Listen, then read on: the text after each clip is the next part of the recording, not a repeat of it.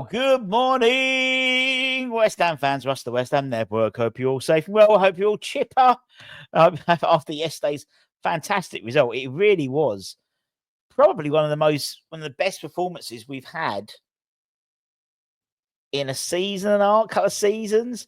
I think arguably you could probably look at, was it Newcastle away under Lopetegui early on in his reign, which was a similar sort of, not necessarily one-sided affair, but was really impressed by the boys.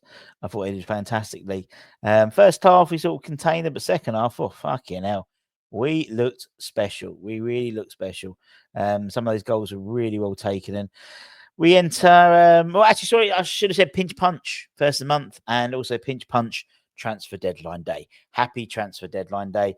The window slams shut later on tonight, 7 p.m. So in the next just under 12 hours, will we get some business done? Will we get some business done?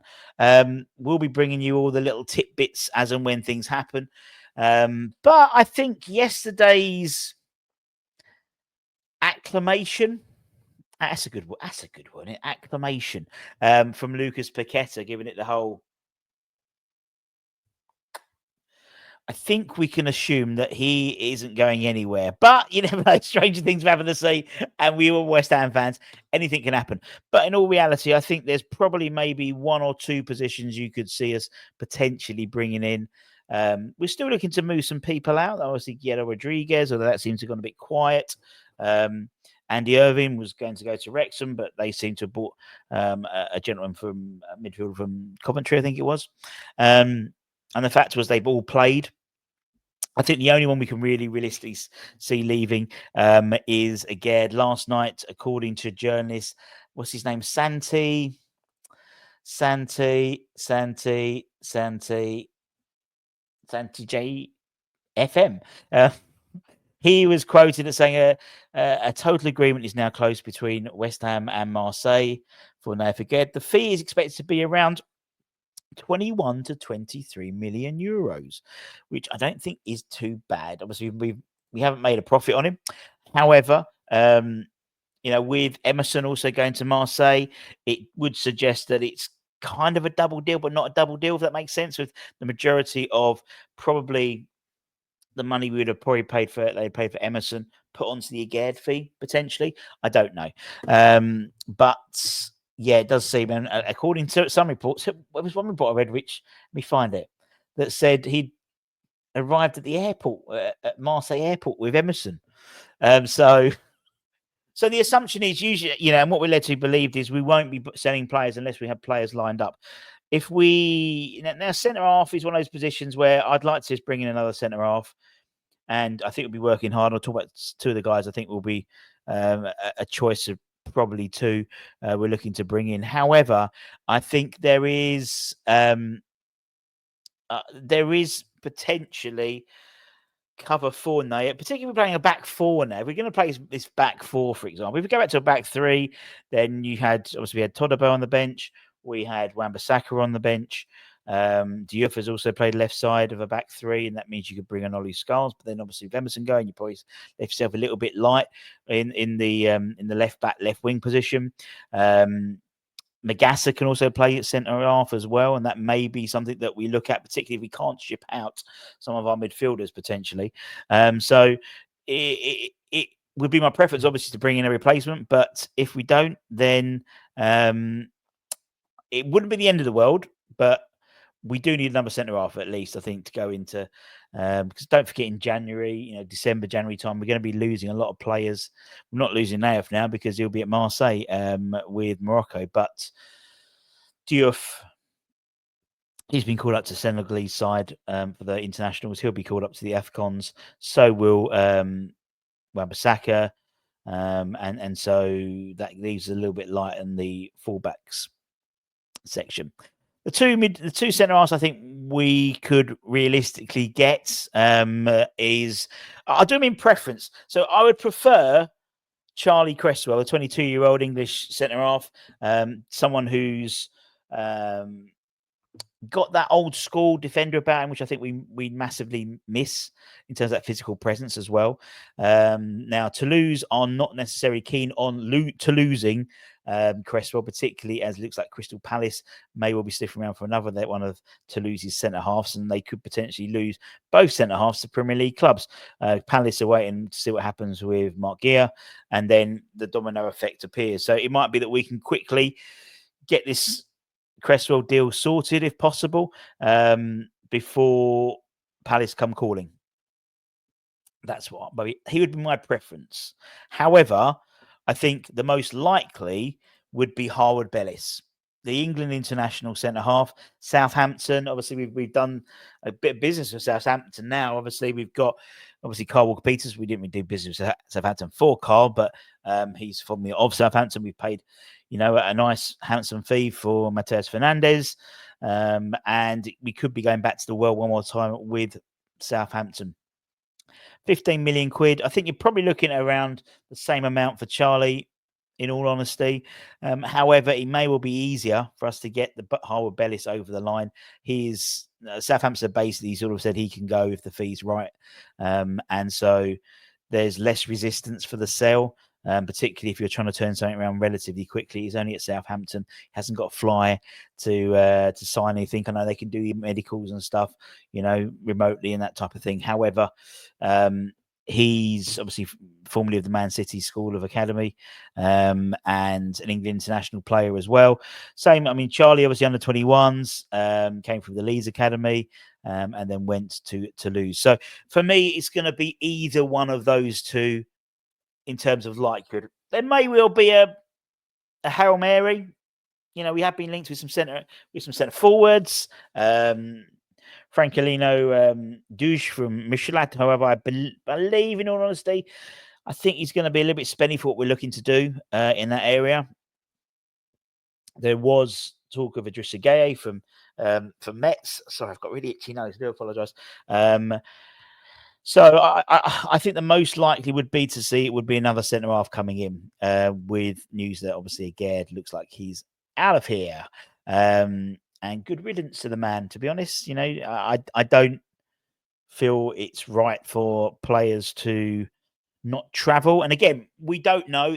That could have been the narrative that's been spun by the media or by West Ham in order to not facilitate the deal, but make us feel a bit, oh yeah, he's a snake anyway.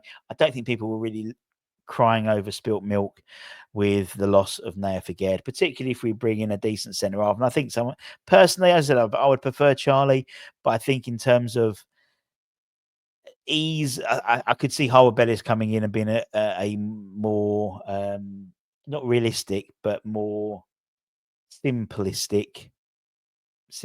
more simple transfer. On top of this, I imagine we're going to be seeing also a lot of the academy players and the pathway players going out on loan, the fringe players. I think likelihoods. Lewis is still very much someone who could go out on loan today, particularly if we can't manage to shift Guido. Obviously, Souček's there. You've got Freddie Potts there. You've got JWP. You've got Magassa. You've also got Fernandes. Paqueta could drop into that space as well. That's the best part of 6 or 7, arguably ahead of Lewis in the pecking order. And I think he would benefit from a loan spell. Championship clubs, the likes of Norwich, for example, would probably be in for him, or Portsmouth. We had a good relationship with Portsmouth following Freddie Potts, his loan spell there last year. Or even someone like a Wycombe Wanderers, for example. Again, we do tend to have a good relationship with them when it comes to lending our loan players to them. In terms of dropping to the academy, I think the likelihood is you'll see Julian Robinson and maybe Regan Clayton go out on loan.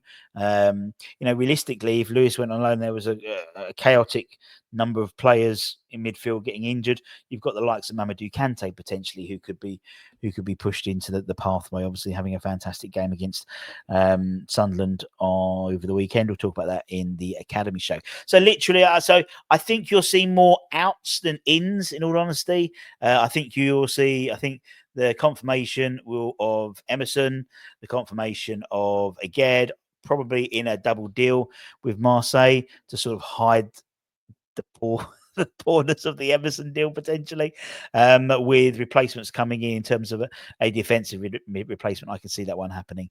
They may well be a crazy one. They may well be, to coin a phrase, a Sully special. That there could be number of players. So we'll be linked with over 215 players. So anything's possible if the right deal comes in. There were still question marks on Victor Boniface in terms of a loan deal for him potentially. In the same way that there was one for Palacios from Bayer Leverkusen. In the same way that there was still interest in Wimmer from Werder Bremen. Roger Schmidt, not Roger Schmidt. He was the manager, isn't it? Roberto Schmidt. Roberto Schmidt. What's his name? Schmidt. It is Schmidt, is it? Schmidt. Is it? What was his name? What was his first name? He's a German footballer.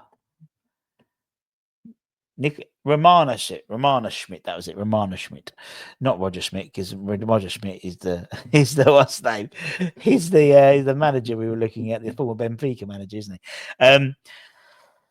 Yeah, I think that's where we are. But what we're trying to do is, as soon as we get news, there'll be lots of short, sharp update videos throughout the day. We'll also probably maybe at lunchtime do where we are, at lunchtime sort of time. So, where are we in terms of anything happening? And then obviously there's the mad rush for the last couple of hours, if anything's to be done. I can't see it. I think it'd be I think it'll be busy outside of West Ham. I think, the whole Isaac to Liverpool deal and what that means, and Isaac's and Newcastle, they want to get in, I think Strad Larson might come back in. They might come back in for him, or Weiser, but that's nothing to do with us. Anyway, let us know in the comments below. What do you think? Who do you think's coming in? Realistically, no, I want Messi to come in. I want Mbappe. And who do you think's leaving? Let us know. I figured out on the back of a fag packet today that we probably saved with the Emerson deal. I haven't calculated the Aguerd deal into that either, but with Emerson going and all the others who have already departed, I think we've saved approaching £700,000 a week, which across 52 is must be about 35 grand, isn't it? Or 35 grand, 35 million. Say 700,000 times 52. Yeah, 36 million pounds over the year, potentially. Well, that's what we sold. Obviously, we bought players in, so probably even itself out to about 25 million. But yeah. Well, we'll debrief after the window. We've got time to review it. Obviously, now we're into international break as well, which makes it slightly difficult for players. Only for today, though, because obviously the players will fuck off, probably from tomorrow onwards once the window's closed. But anyway, take care, everyone. Stay safe. Don't forget to like, comment, share. Loads of new joiners yesterday. So thank you very, very much for your time. And we'll see you soon. Much love, motherfuckers. See you later, potatoes.